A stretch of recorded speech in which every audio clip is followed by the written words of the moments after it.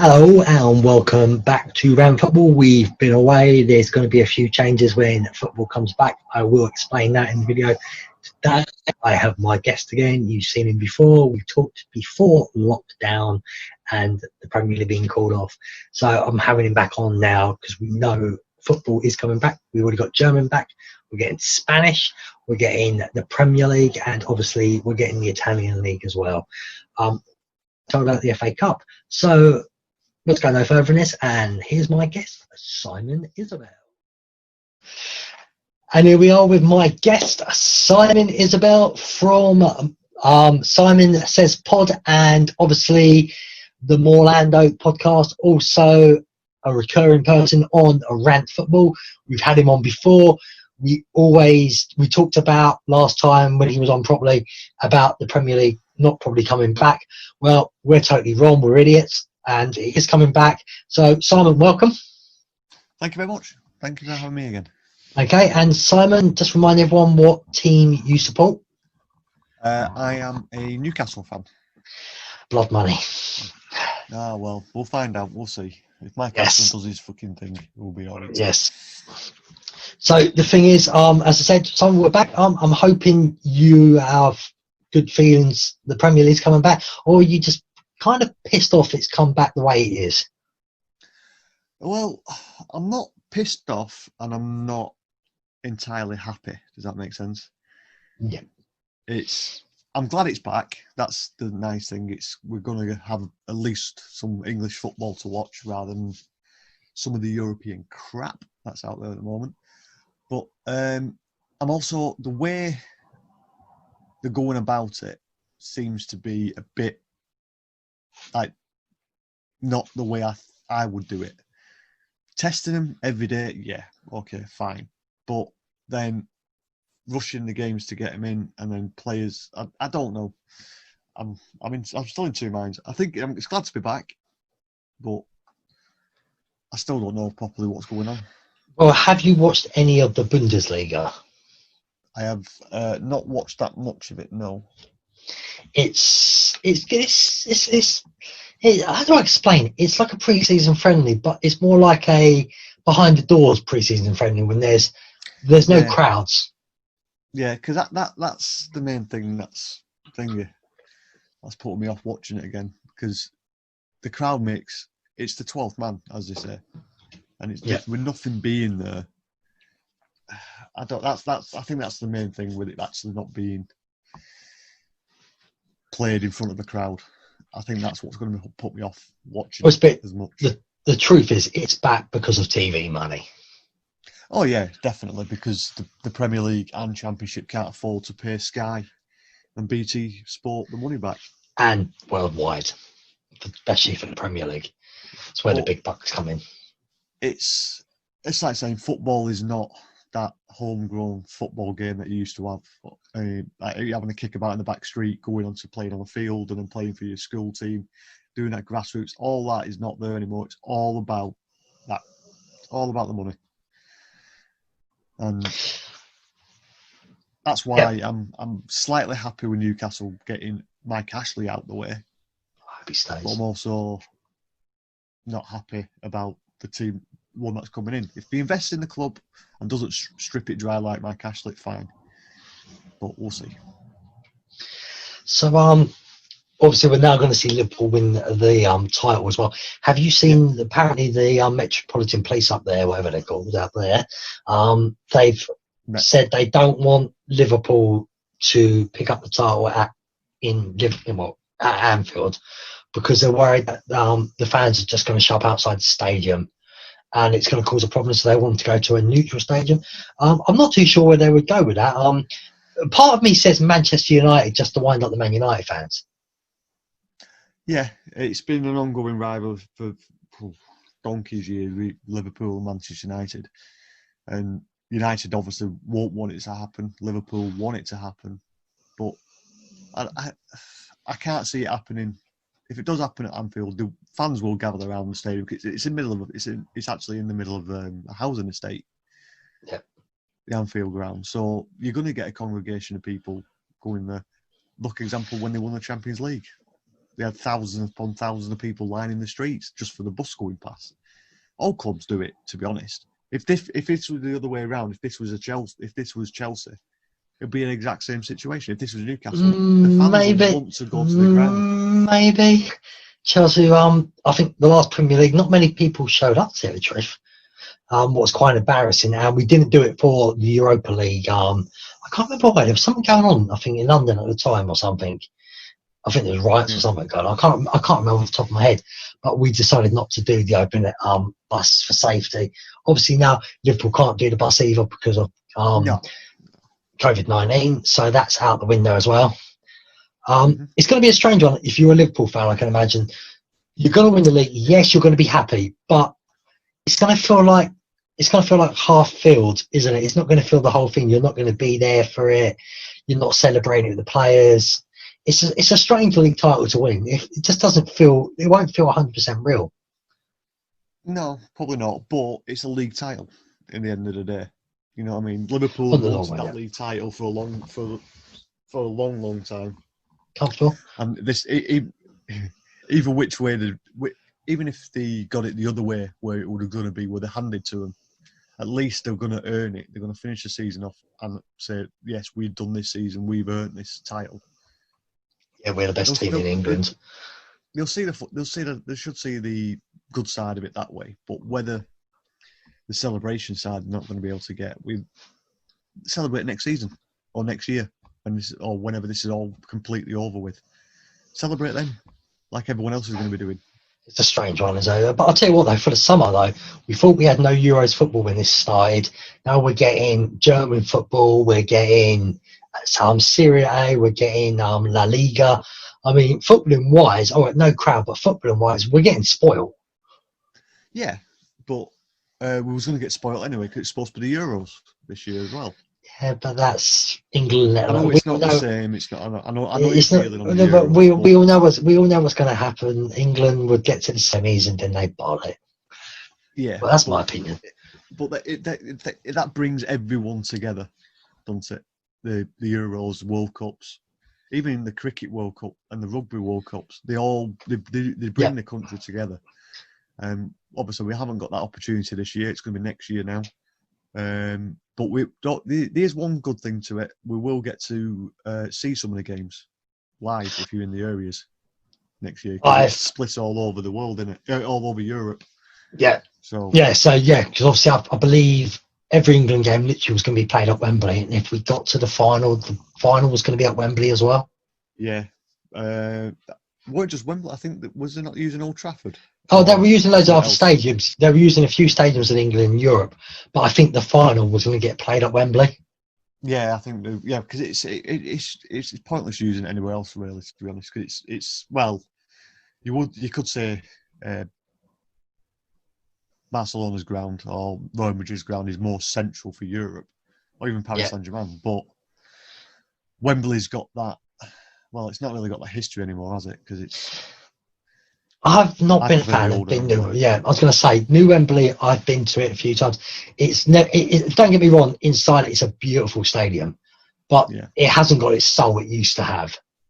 Yeah, because walking up and seeing them towers, it was like that. That was like you've seen them towers on TV when you was a kid watching the FA Cup yourself, and then when you eventually go to Wembley and watch it, and whatever sport you're using. Because I watched rugby, the Challenge Cup there a few times, and watched a few football games down there, but. Yeah, it's not got the same. I don't know. I've not been to the new one, so don't know what the new atmosphere is like. But it would have been nice to be at Wembley, which we're going to get next year anyway. So talking about Wembley as well, they've said the FA Cup is going ahead this season probably. Yes. And the final is going to be at Wembley. Now that's going to be the start of August. Maybe there could be 25% capacity there.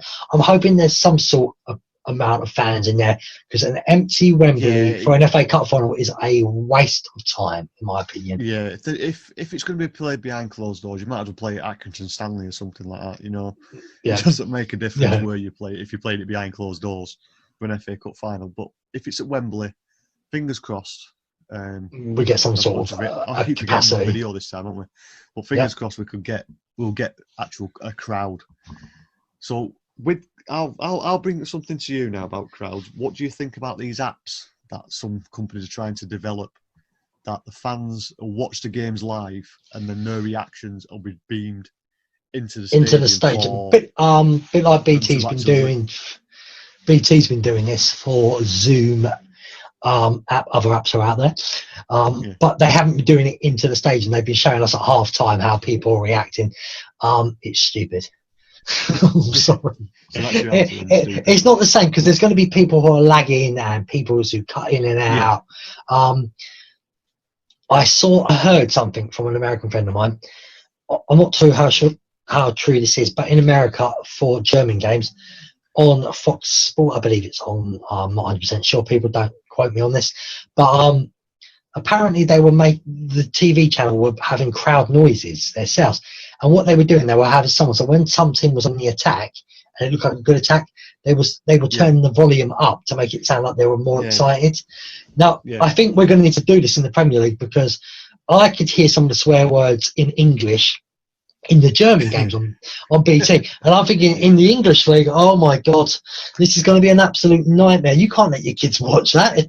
Yeah, because I'm quite a good lip reader, and I can read what some of them players are saying to each other. So John Terry would have hated you.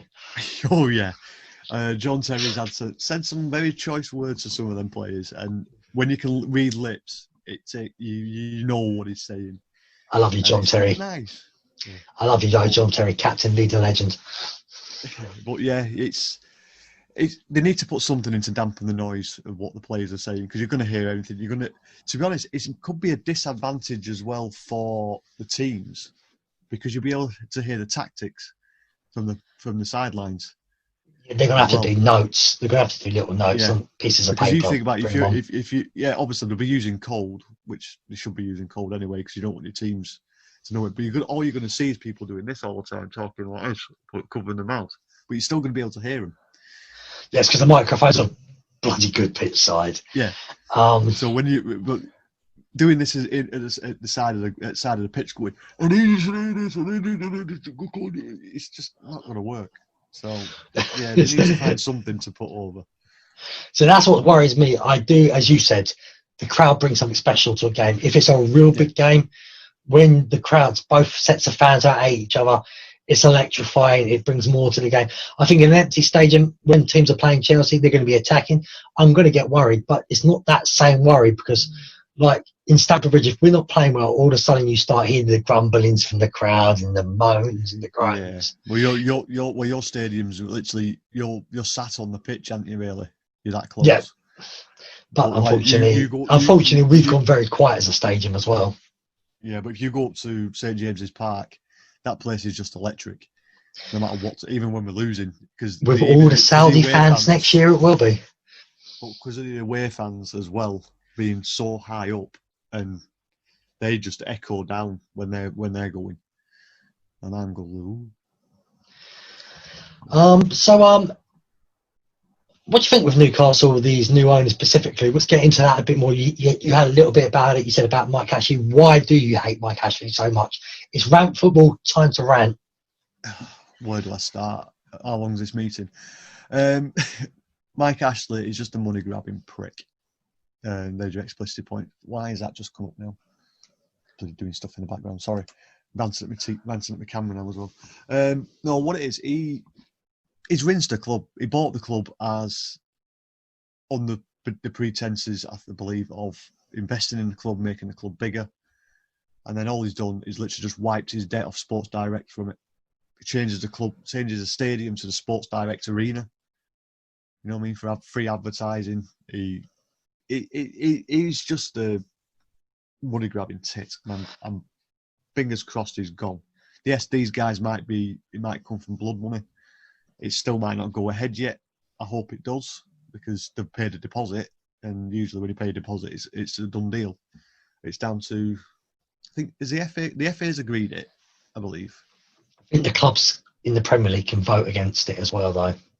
Yeah, but I've already seen the list of them clubs the 10 clubs who are voting against it. It's all the top 10.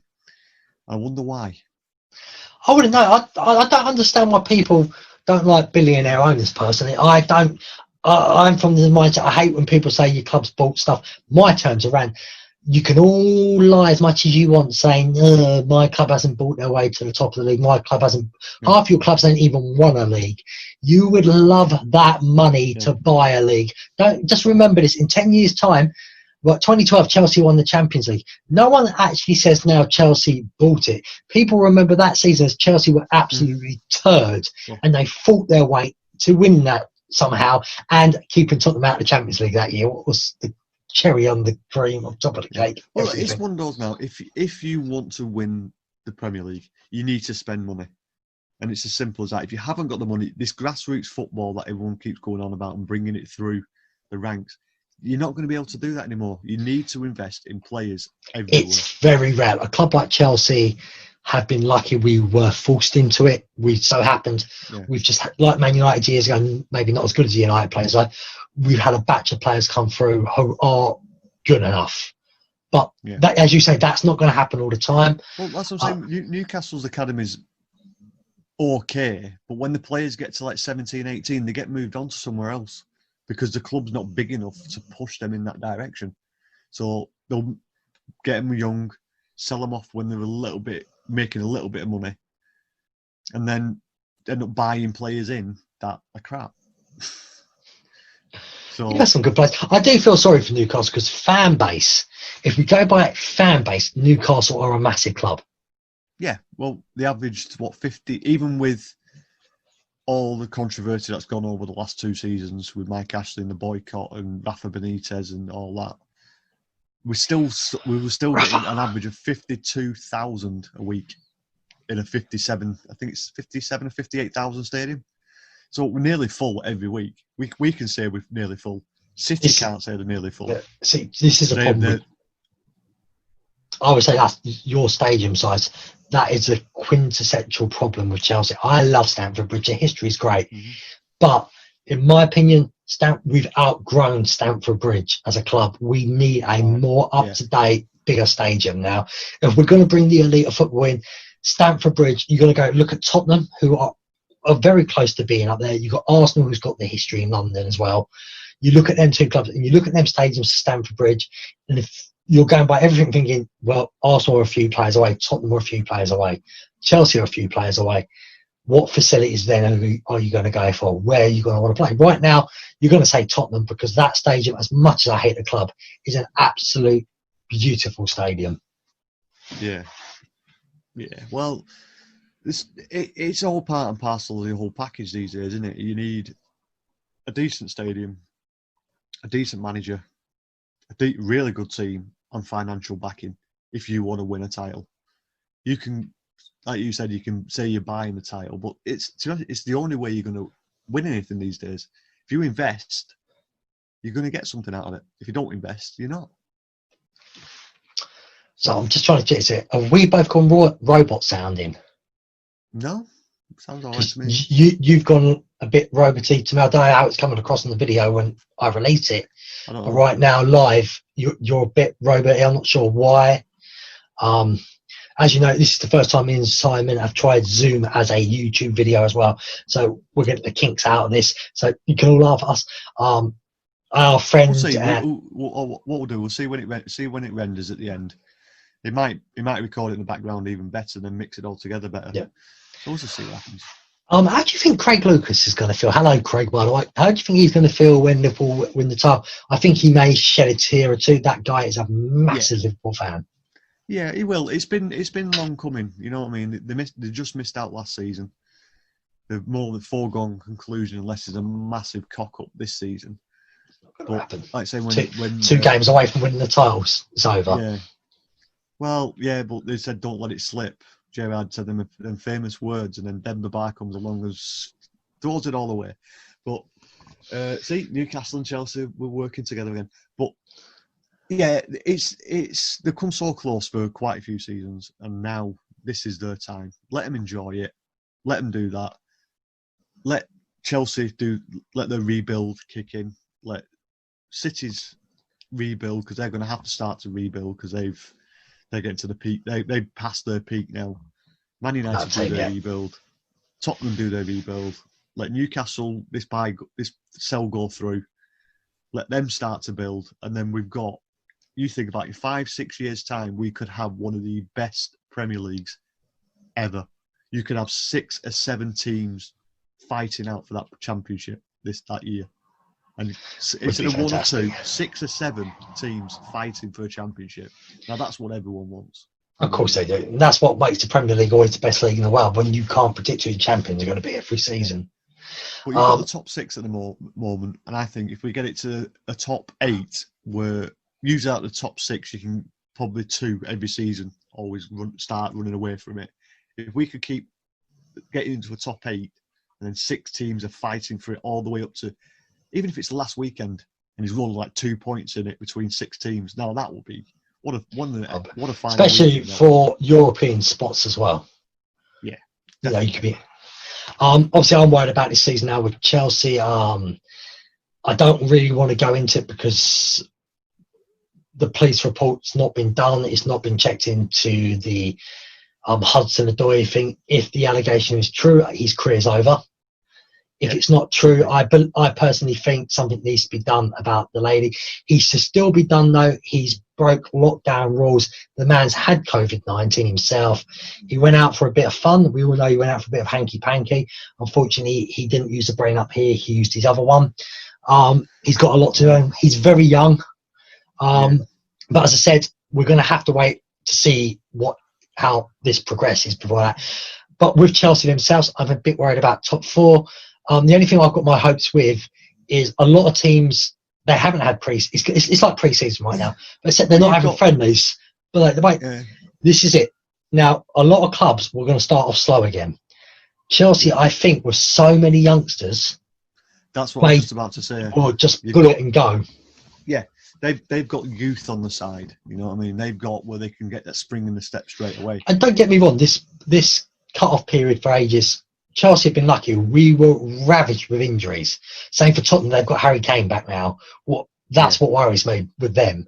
But Chelsea, we had so many midfielders and players out injured, and they're all back now, pretty much. Yeah. So everyone who had little knocks, they're back as well. But you've also got, don't forget, you've got the young side, but the elder side teams, like some of the older players in Tottenham and Newcastle City, Man United, they could pick up injuries just like that. Yeah, because they're going to need 2 or 3 games to get back into their stride. So if they try exerting themselves a bit too much, boom, they're going to be out for the rest of the season. Especially this summer heat. Yeah, because it's ridiculous right now. Yeah, well, it's coming up to something towards 10 o'clock at night, and I've got all the windows and doors shut, and I'm sweating. Yep, same here. So at that point, mate, that's a good segue to end this and Rant Football's back. Yeah. People, what we're going to do... Enjoy the sunburn. That's not... Yeah. People, what we're going to do is when it comes back, I'm not going to make everyone predict every game. It's not fair. There's too many. I'm going to... If we've got a week's worth of games, so we go Monday, Wednesday. So we've got the Saturday, Sunday, Wednesday, whatever it is. I'm just going to choose 5 games, not every day, but 5 games out of them days, and I'm going to let people predict. And, just 5 games, so they're going to predict the scores, and that's how we're going to end football this year. Next season, it's going to be sort of the same. 5 games we're going to predict, except it's not just going to be a Premier League. It could be 1 Premier League. It's going to 1 Premier League, 1 Championship, 1 La Liga, 1 Serie A, and 1 in the Bundesliga. We're not just going to be random one week who the champion is. We're going to show you who's top of the table every week, and we're going to have a league champion ourselves of predicting. Simon probably would have won it this year, or Colin French from the Half and Half Cast podcast, by the way. Simon's showing off. I let everyone play well this year on purpose because I was a host. Next year, I'm going to be a arsehole and win it all. At that point, though, I want to tell you, if you'd like to come on next year for Rant Football to have a little rant, to do something like this or do the predictions, you can email me on the new email what is up on the screen. It is rantfootball1@gmail.com. Just tell me you want to come on in that. If you do a podcast, anything like that yourselves, or you've got something you just want to advertise, we will advertise it for the show. Also, we've got Twitter for Rant Football, what I haven't been very well on, haven't done anything really on lately. That's at PDGCFC79. And I do have my own podcast on its own. It's called Ghost, Aliens and Beyond. But I'm not advertising that much. I'll just give you the Twitter handle. That's at Beyond Aliens. And Simon, have you got anything you'd like to shout about? Yeah, I've got 2 podcasts I do. One is called the Simon Says Podcast. You usually see the background behind me that Phil puts on for me. It's generally my life and goings on with, I don't know where this is going to be on the screen, but possibly this guy on this side of me here. He's coming on recently, talking about the Marvel films. We're currently going through the X-Men films, but we'll catch up with them another time.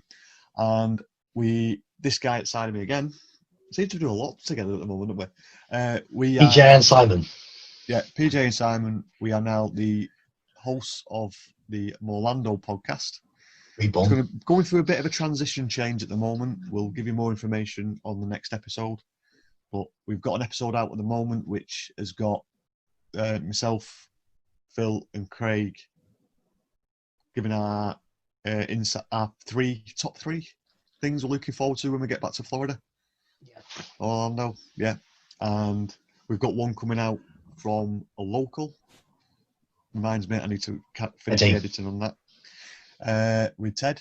And we will be recording and doing stuff like that, and there'll be links for that in wherever they'll be. Because I will put one behind me at some point. I've just not got it on me because it's on my phone and I'm using my laptop at the moment.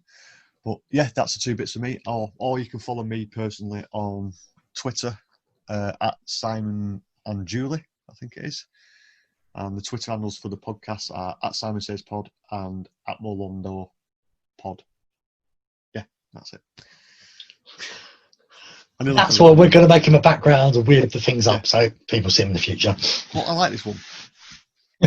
Well, you just need to anyway, we're rambling on everyone, so hopefully next time we're back, hopefully Paul and all that lot will be back as well, and we'll be doing the 5 Premier League prediction scores, and we'll all be happy to see some sort of Premier League football. So Simon, thank you again. No problem, Morty. And everybody who watched, thank you very much, and see you soon. Bye. All I do is win, win, win, no matter what. Got music on my mind, I can never get enough. And every time I step up in the building, everybody's hands go up.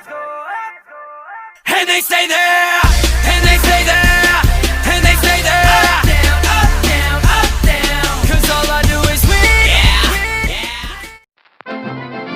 This podcast is part of the After Dark Podcast Network. That's okay. You do what you need to do, mate. I know it's recording.